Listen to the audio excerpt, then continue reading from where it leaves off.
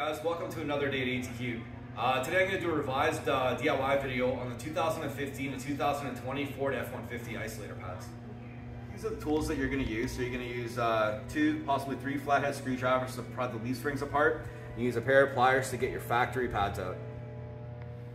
Now if you're doing this at home and you don't have a lift like we do, what you're going to do is you're going to use a jack and 2 jack stands, and you're going to jack the back end of the truck up until the tires are just touching the ground on the left and right hand side, and that's how you know you have the right height to be able to install these pads.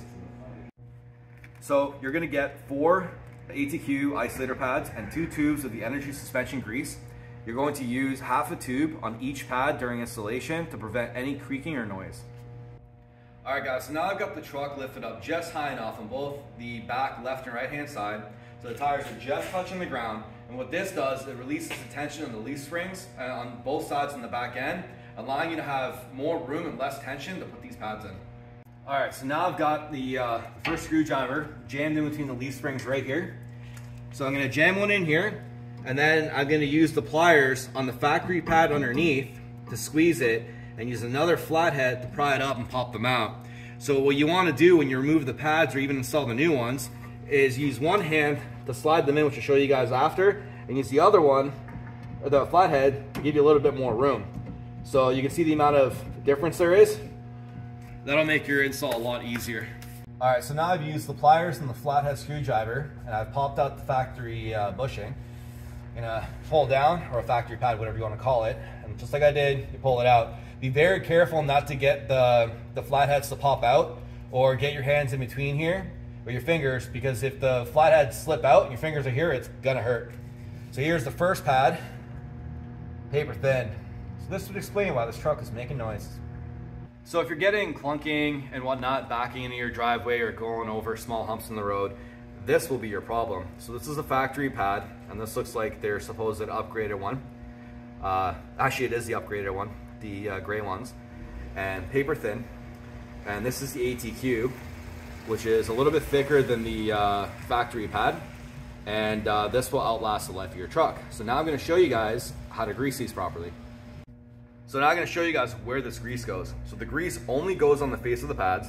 You're going to take you can actually tear that, but you're going to take a half tube for each pad.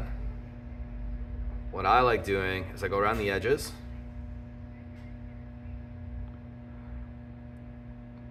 Do my X pattern. This just ensures that there's grease where it needs to be. I got a little more, do a little dot. So like that. So you're gonna do all 4 pads the same way prior to installation. As you can see, I only used a half tube, and then I'll get this put in.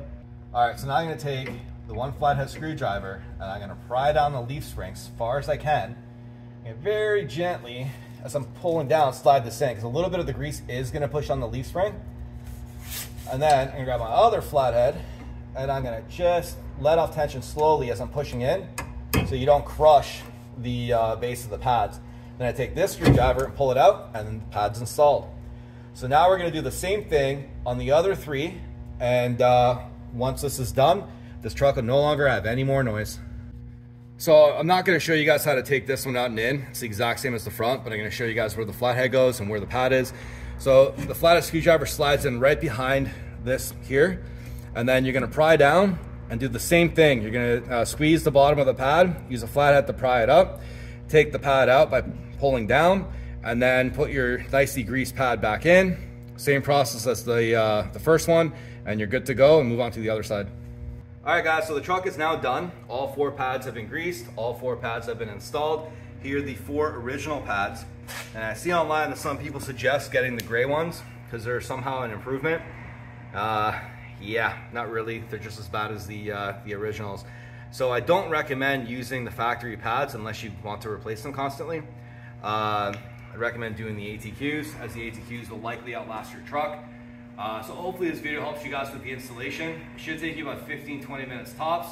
And again, be careful with your fingers, and hopefully you guys enjoy the product.